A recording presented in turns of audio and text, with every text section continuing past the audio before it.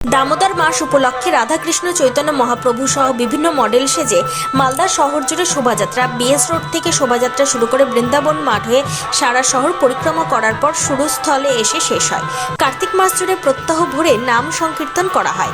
অবশেষে আজ মাসের শেষ দিনে কীর্তন শোভাযাত্রার মাধ্যমে দামোদর মাসকে বিদায় জানানো এবং কয়েকদিনের নাম সংকীর্তনের সূচনা করা হয়।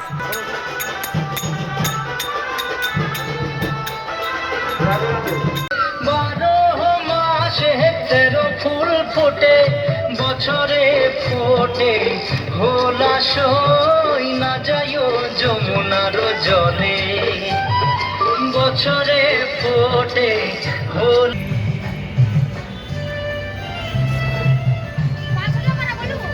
দামোদর মাস উপলক্ষে কার্তিক মাসের প্রথম 1 তারিখ থেকে এই গতকাল লাস্ট ভোর সংকীর্তন শেষ হয়েছে এবং আজ থেকে এখানে কীর্তন শুরু হবে, নরনারায়ণ শুরু হবে।